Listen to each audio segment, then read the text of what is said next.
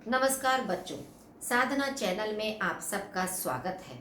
बच्चों, वाक्य रचना आपको हम स्पष्ट कर चुके हैं। उसकी परिभाषा, उसके अंग, वाक्य के भेद के अंतर्गत, अर्थ के आधार पर वाक्य भेद और रचना के आधार पर वाक्य भेद। अर्थ के आधार पर सारे भेद स्पष्ट करने के बाद हमने एक प्रैक्टिस सेट भी आपको स्पष्ट किया था। वो आपको अच्छी तरह से समझ में आ गया होगा।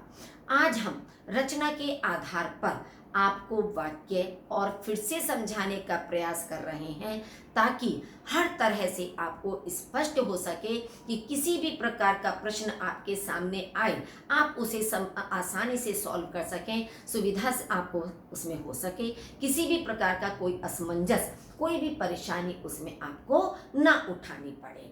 अब देखिए, आपके सामने फर्स्ट प्रश्न है, वाक्य की विशेषता नहीं है। अब आप देखेंगे, वाक्य पदों का सार्थक समूह होता है। ये आपका स्पष्ट है कि वाक्य के अंदर सार्थक पद होने चाहिए। वाक्य अपने आप में पूर्ण होता है, उसमें कोई अधूरा भाव नहीं होता है वाक्य में, जबकि उपवाक्य अधूरा होता है। वाक्य में प्रयुक्त पदों का कोई निश्चित क्रम नहीं होता, जबकि हमने परिभाषा में आपको बताया था कि हर पद एक व्यवस्थित क्रम में होना चाहिए। तो इसलिए हमारा सही विकल्प होगा थर्ड, कि वाक्य में प्रयुक्त पदों का कोई निश्चित क्रम नहीं होता। वाक्य में प्रयुक्त पदों में अर्थ प्रदान करने की योग्यता होती है। ये भी आपका सही है कि वाक्य में प्रयुक्त पदों में अर्थ प्रदान करने की क्षमता होती है।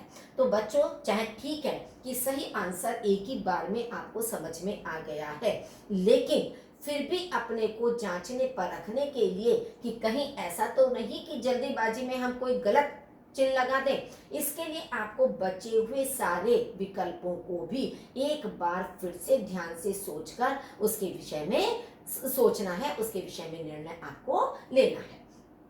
समान स्तर के दो या दो से अधिक स्वतंत्र उपवाक्य जुड़े हुए होते हैं। सरल वाक्य में आपका एक उद्देश्य या एक से अधिक उद्देश्य, एक विधेय होता है, तो इसमें आपके दो वाक्य नहीं होते हैं, ये आपका गलत हो गया। मिश्र वाक्य, इसमें भी आपके दो उपवाक्य होते हैं, एक प्रधान उपवाक्य और एक आश्रित उपवाक्य, इसलिए मिश्र वाक्य भी आपका सही विकल्प नहीं है। थर्ड है आपका संयुक्त वाक्य में। केवल संयुक्त वाक्य में आपके दो स्वतंत्र वाक्य होते हैं, जो अपने में पूर्ण होते हैं और वे समुच्चय बोधक अव्ययों से जुड़े हुए होते हैं, तो उन्हें हम संयुक्त वाक्य कहते हैं। तो सही आपका उत्तर होगा संयुक्त वाक्य। कुटिल वाक्य कोई नहीं होता है, इसलिए ये भी आपका गलत हो गया। अब आप देखिए, थर्ड है आपका आश्रित उपवाक्य का उपभेद नहीं है। सर्वनाम उपवाक्य, संज्ञा उपवाक्य, विशेषण और क्रिया विशेषण। आपको हमने स्पष्ट किया था कि आश्रित उपवाक्य तीन प्रकार के होते हैं।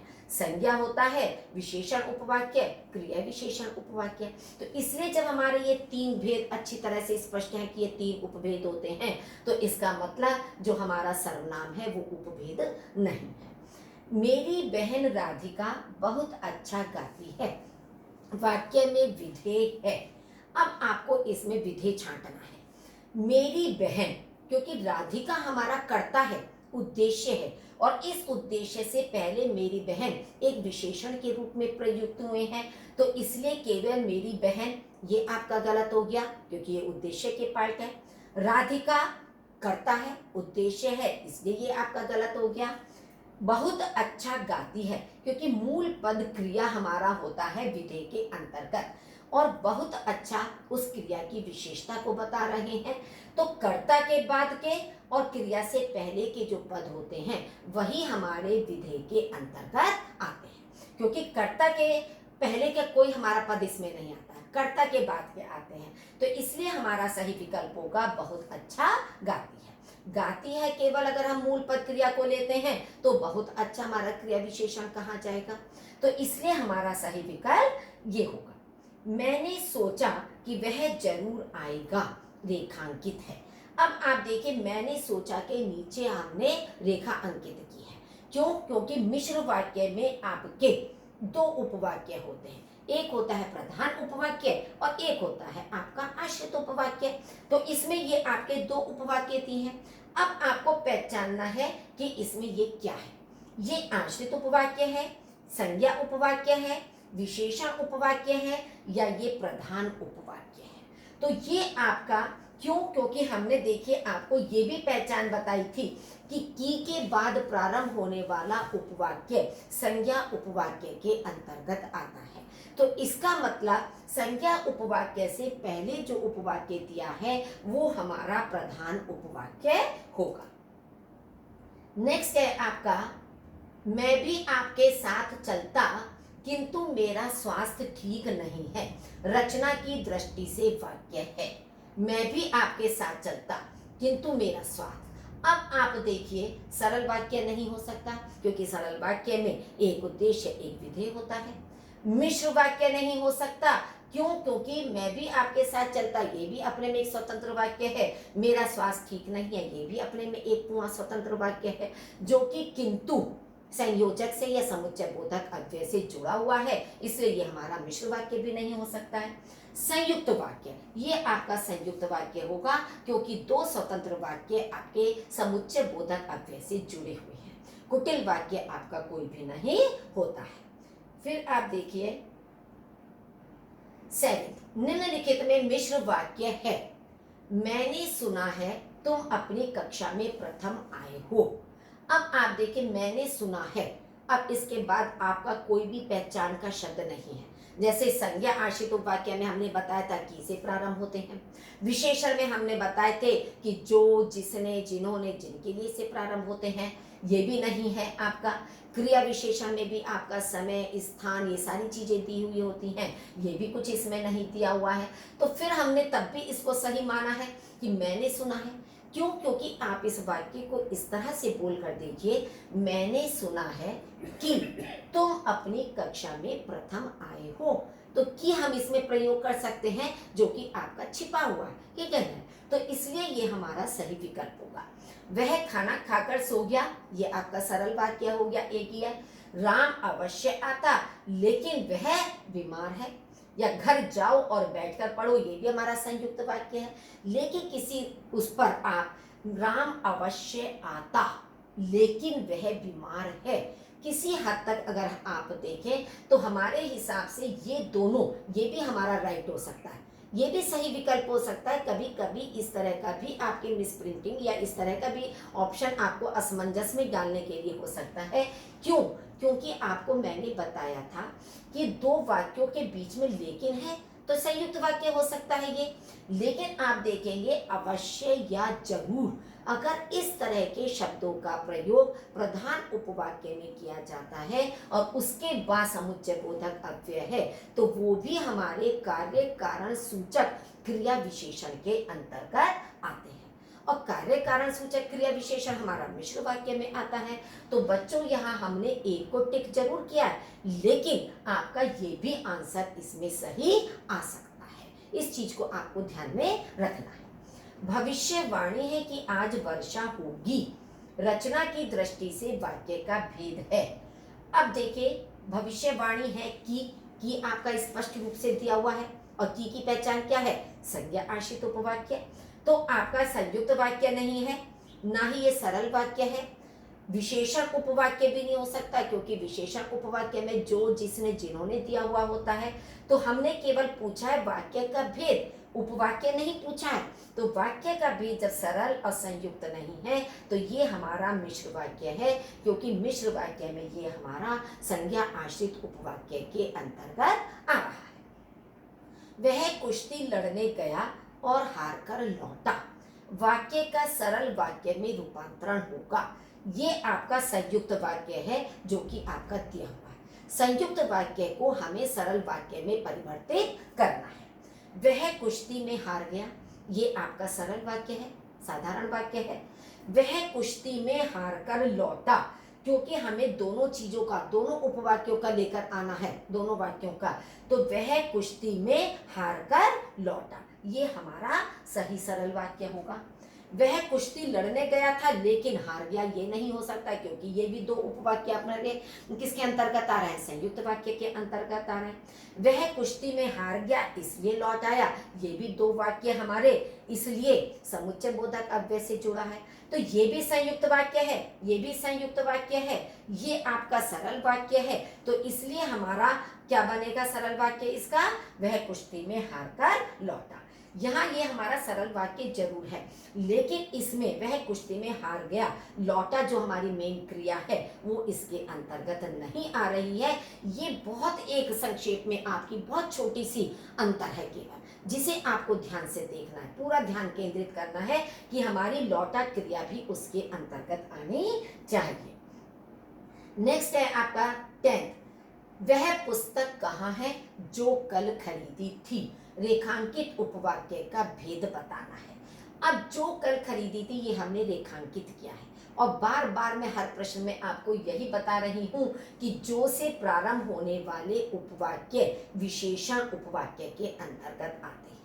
तो जब अगर ये इतनी सी पहचान आपने ध्यान में रख ली कि जो, जिसने, जिन्होंने से प्रारंभ हो रहा है, तो आप आसानी से समझ सकते हो कि ना हमारा संज्ञा आश्रित उपवाक्य होगा, ना सर्वनाम होगा, क्योंकि सर्वनाम तो कोई आश्रित उपवाक्य होता ही नहीं है वैसे भी, ना हमारा क्रिया विशेषण होगा, केवल हमारा सही आंसर होगा विशेषण आश्रित उपवाक्य। हरीश ने एक बात कही और वह रोने लगा का सरल वाक्य बनाना है। ये जो वाक्य हमने दिया है ये हमारा संयुक्त वाक्य का है, क्योंकि इसमें दो वाक्य हैं, हरीश ने एक बात कही और समुच्चय बोधक अव्यय से जोड़कर वह रोने लगा। अब हमें सरल वाक्य में परिवर्तित करना है इसको। हरीश के रोने का कारण एक बात कहना था। अब ये हालांकि सरल वाक्य है, लेकिन पूर्ण रूप से आपका नहीं इसमें उत्तर आ रहा है, स्पष्ट नहीं हो रहा है आपका इसका, या जब हम इसको सुन रहे हैं या इसको बोल रहे हैं तो ये हमें उचित नहीं लग रहा। यद्यपि हरीश ने एक बात कही तथापि वह रोने लगा, ये आपका मिश्र वाक्य में हो गया, यद्यपि से प्रारंभ होने वाला।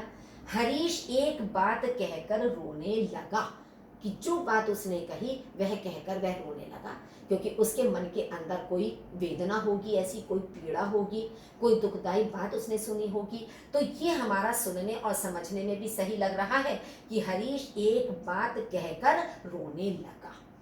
हरीश ने एक बात कही इसलिए वह रोने लगा, ये भी आपका संयुक्त वाक्य है।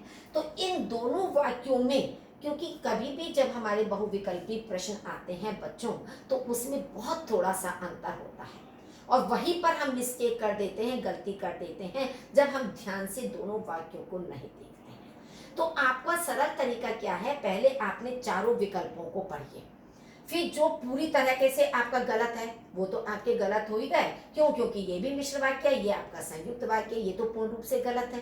अब हमारे पास बचे दो विकल्प जिसमें हमको संदेह है, असमंजस है कि हमारा ये सही होना चाहिए या ये सही होना चाहिए। फिर आप उस पर ठीक से विचार कीजिए कि जो आपका उचित आ रहा है तभी आपको उसे मार्क करना है। जैसे जैसे उम्र बढ़ती है वैसे वैसे समझ भी बढ़ती है। वाक्य रचना की दृष्टि से इसका भेद बताना है कौन सा है।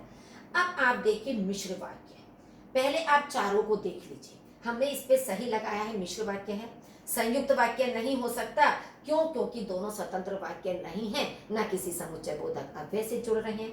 निषेधात्मक नहीं हो सकता, क्योंकि इसमें कार्य के ना होने का बोध नहीं हो रहा है। और पहली बात तो निषेधवाचक जो वाक्य है वो अर्थ की दृष्टि से वाक्य में आता है, रचना की दृष्टि से निषेध वाक्य का कोई भेद नहीं होता है। तो ये दोनों आपके गलत हो गए।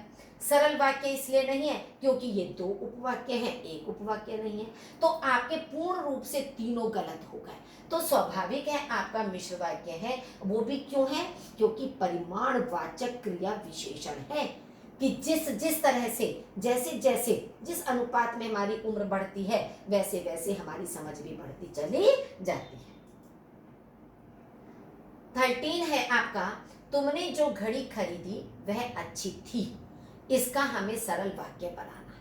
अब ये जो वाक्य हमारा दिया हुआ है ये हमारा मिश्र वाक्य का दिया हुआ है। मिश्र वाक्य को हमें सरल वाक्य में परिवर्तित करना है। अब आप देखेंगे, तुम अच्छी घड़ी खरीद कर लाए हो, ये आपका सरल वाक्य है, तुम अच्छी घड़ी खरीद कर लाए हो।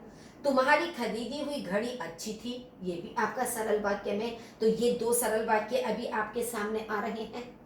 तुम जो घड़ी खरीदो, अच्छी खरीदना, ये अब दो रूपों में आपका विभक्त हो गया कि जो खरीदो, दो क्रियाएं आ गई हैं आपकी, तो ये आपका सरल नहीं हो सकता। अच्छी घड़ी तुम अवश्य खरीदना, अब आप सेंटेंस को ध्यान से देखिए कि तुमने जो घड़ी खरीदी वह अच्छी थी।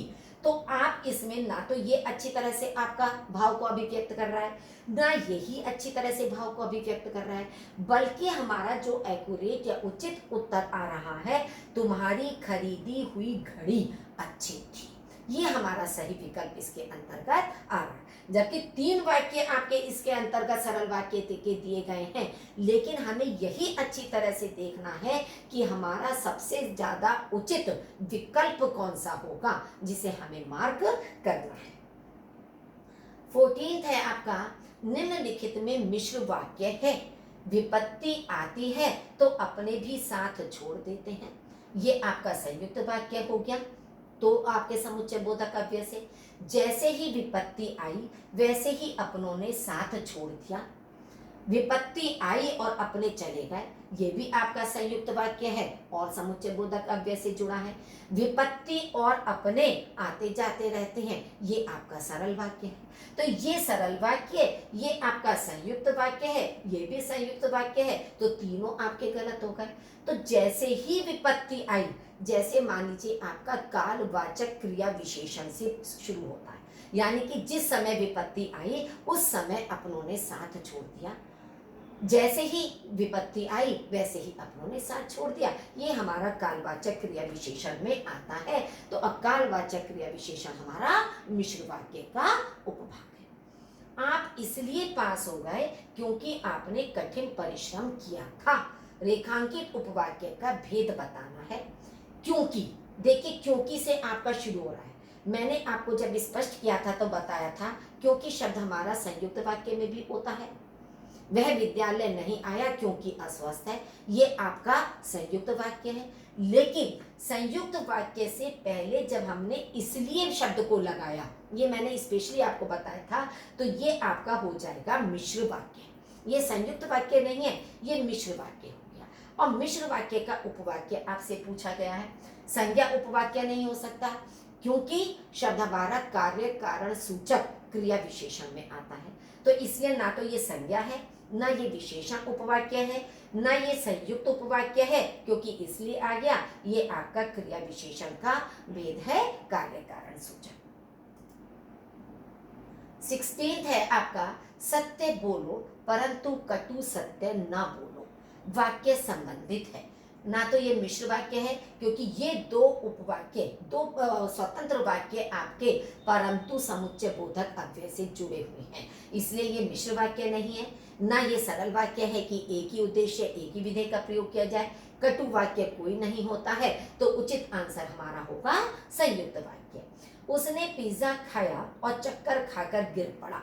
वाक्य का मिश्र वाक्य रूपांतरण होगा। अब ये आपका समुच्चय बोध, ये आपका संयुक्त वाक्य का है कि पिज्जा खाया ये स्वतंत्र वाक्य है, चक्कर खाकर गिर पड़ा ये समुच्चय बोधक अव्यय से जुड़ा है। तो इस संयुक्त वाक्य को हमें मिश्र वाक्य में परिवर्तित करना है। फर्स्ट है, उसने जैसे ही पिज्जा खाया वैसे ही चक्कर खाकर गिर गया। अब आप देखिए कि जरूरी नहीं है कि उपवाक्य के प्रारंभ में ही जैसे ही जो ही शब्द हो, आपका मिडिल में मध्य में भी आ सकता है कि उसने शब्द के बाद ही आपका जैसे ही शब्द आया। अब जैसे ही शब्द हमारा कालवाचक को प्रदर्शित कर रहा है, कालवाचक क्रिया विशेषण उपवाक्य है हमारा, तो इसलिए मिश्र वाक्य हमारा किसका है, क्रिया विशेषण उसका उपभेद है। तो इसलिए मिश्र वाक्य का रूपांतरण आपका ये होगा। पिज्जा खाते हुए चक्कर खाकर गिर पड़ा, ये आपका सरल वाक्य हो गया। वह पिज्जा खाकर चकराकर गिर गया, ये भी आपका सरल साधारण वाक्य हो गया। पिज्जा वह जैसे ही खाया चक्कर खाकर गिर पड़ा, ये ना सुनने में अच्छा लग रहा है ना आपका बोलने में अच्छा लग रहा है कि पिज्जा वह जैसे ही खाया।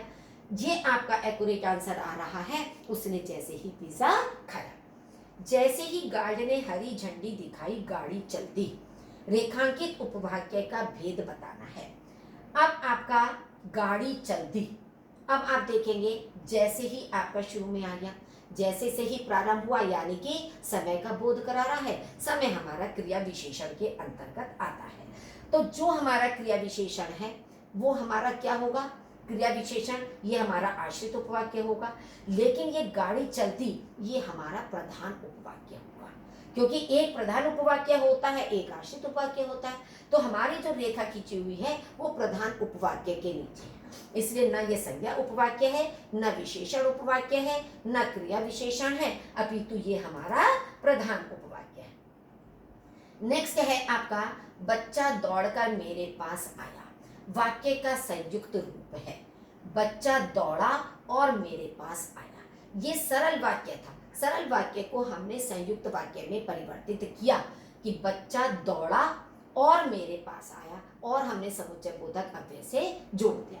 बच्चा तेजी से दौड़कर मेरे पास आया, ये सरल वाक्य संयुक्त नहीं होगा। बच्चा जैसे ही दौड़ा मेरे पास आया, इसमें भी दो उपवाक्य हैं आपके, लेकिन जैसे ही शब्द है ये कालवाचक क्रिया विशेषण को कर रहा है, इसका मतलब ये हमारा मिश्र वाक्य हो गया। बच्चा जल्दी जल्दी दौड़ा एवं मेरे पास आया। अब आप देखिए, एवं से ये आपको सुनने में बोलने में अच्छा नहीं लग रहा है, तो इसलिए आपका जो सही उत्तर है विकल्प है ये और से जुड़ा हुआ होगा। 20 है आपका, महिला घर पहुंची तो बेटी रो रही थी। इसका सरल वाक्य होगा, जब महिला घर पहुंची तब बेटी रो रही थी, ये आपका मिश्र वाक्य है। जब समय से प्रारंभ, जैसे ही महिला घर पहुंची वैसे ही बेटी रोने लगी, ये भी आपका मिश्र वाक्य है, क्योंकि ये भी समय का बोध करा रहा है। महिला के घर पहुंचने पर बेटी रो रही थी, ये आपका सरल वाक्य है, क्योंकि एक ही उद्देश्य और विधेय का प्रयोग किया गया। यद्यपि महिला घर पहुंची, ये भी आपका मिश्र वाक्य है। तो जब ये तीन मिश्र वाक्य हैं, ये आपका सरल वाक्य बनेगा। शोर मचाने वाले छात्रों को डांट पड़ी, ये हमारा सरल वाक्य है, इसे हमें संयुक्त वाक्य में परिवर्तित करना है। जो छात्र शोर मचा रहे थे उन्हें डांट पड़ी, ये आपका मिश्र वाक्य हो गया, क्योंकि जो विशेषण आश्रित उपवाक्य इससे प्रारंभ हो रहा है। जो भी छात्र शोर मचा रहे थे, ये भी जो से प्रारंभ होने के कारण मिश्र वाक्य हो गया। छात्र शोर मचा रहे थे इसलिए उन्हें डांट पड़ी, ये दो स्वतंत्र वाक्य हमारे इसलिए से जुड़े, ये आपका संयुक्त वाक्य हुआ। जब छात्र शोर मचाते हैं तो ये भी आपका मिश्र वाक्य हो गया, क्योंकि ये भी समय का बोध करा रहा है। आतंकी को देखते ही सैनिक ने हथियार उठा लिया, इसका मिश्र वाक्य होगा। सैनिक ने आतंकी को देखा इसलिए हथियार उठा लिया, ये आपका संयुक्त वाक्य हो गया, क्योंकि इसलिए समुच्चय बोधक अव्यय से जुड़ा। जब सैनिक ने आतंकी को देखा तो उसने हथियार उठा लिया, ये आपका समय का बोध है कि जैसे ही सैनिक ने अपने सामने आतंकी को देखा वैसे ही उसने हथियार उठा लिए। हम इसका ये भी कर सकते थे, जैसे ही सैनिक ने आतंकी को देखा वैसे ही उसने हथियार उठा लिए, ज्यों ही सैनिक ने आतंकी को देखा त्यों ही उसने हथियार उठा लिए। तीनों चीजें हमारे समय का बोध करा रही हैं। आतंकी को देखते ही सैनिक हथियार उठा लेते हैं, ये सरल वाक्य हो गया। यदि सैनिक आतंकी को ना देखता तो ये हमारा मिश्र वाक्य होगा, लेकिन ये हमारा सही नहीं आ रहा है कि यदि सैनिक आतंकी को ना देखता तो हथियार ना उठाता, ये पूरा सेंस ही हमारा गलत हो गया है, इसलिए ये हमारा आंसर नहीं आएगा। 23 है, बादल घिरते ही मौसम सुहावना हो उठता है, इसका संयुक्त वाक्य होगा। ये आपका सरल वाक्य है। बादल घिरने पर मौसम सुहावना हो जाता है, ये भी सरल वाक्य है। जब बादल घिरते हैं तब मौसम सुहावना होता है, ये मिश्र वाक्य हो गया समय से। क्योंकि बादल घिरते हैं इसलिए मौसम सुहावना, ये भी आपका मिश्र वाक्य होगा, क्योंकि से प्रारंभ। बादल घिरते हैं और मौसम सुहावना हो उठता है, ये और शब्द से जोड़ने पर संयुक्त वाक्य होगा। चूंकि पुल में घटिया सामग्री लगी थी इसलिए वह जल्दी ढह गया, रेखांकित उपवाक्य का भेद बताना है। अब आप देखिए, चूंकि, चूंकि का मतलब है क्योंकि, तो हमने आपको बताया था कि यदि, यद्यपि, क्योंकि इनसे प्रारंभ होने वाला उपवाक्य कारण सूचक, कार्य कारण सूचक क्रिया विशेषण होता है। तो इसलिए ये हमारा चूंकि या क्योंकि इससे प्रारंभ हो रहा है, तो और वह जल्दी ढह गया, ये प्रधान उपवाक्य होगा, संज्ञा उपवाक्य नहीं हो सकता, न विशेषण उपवाक्य है, ये क्रिया विशेषण का ही उपभेद है, इसलिए सही आंसर हमारा यह होगा। आपकी राष्ट्रगान शुरू करते ही सब खड़े हो जाएंगे, रचना के आधार पर वाक्य का भेद बताना है। अब आप देखिए, इसमें एक ही उद्देश्य, एक ही विधेय है, तो स्पष्ट हो रहा है कि हमारा सरल वाक्य है। तो संयुक्त वाक्य नहीं हो सकता क्योंकि एक ही है। सरल वाक्य के अंतर्गत हमारा आएगा, ना ये मिश्र वाक्य है, और विधानवाचक वैसे भी हमारा अर्थ की दृष्टि से होता है, इसका भेद नहीं है। तो बच्चों, इन वाक्यों के माध्यम से आपको रचना के आधार पर वाक्य, मैं उम्मीद करती हूँ, बहुत अच्छी तरह से समझ में आ गए होंगे। लेकिन जब भी आप समाधान करें, चारों विकल्पों पर अच्छी तरह से विचार विमर्श करें। सबसे पहले जो आपके पूर्ण रूप से नहीं आ रहे हैं उनको आप क्रॉस लगाते चले, रॉन्ग करें। लेकिन जहां दो में आपको असमंजस है, उन्हें बार बार पढ़िए, बार बार सोचिए कि हमारा एक्यूरेट आंसर कौन सा है, कौन सा विकल्प ज्यादा हमें उचित लग रहा है, तब उसे आप मार्क करिए। इस तरह से सोच विचार कर जब आप करेंगे तो आपका कोई भी प्रश्न कभी भी गलत हो ही नहीं सकता है। हमेशा आपको 100% अंक उसमें प्राप्त होंगे। फिर भी अगर आपको स्पष्ट नहीं हुआ है तो आप इसे दोबारा पूछ सकते हैं, कमेंट बॉक्स में लिख सकते हैं, और आपने अभी तक इसको सब्सक्राइब नहीं किया है तो इस चैनल को सब्सक्राइब कर दीजिए। धन्यवाद।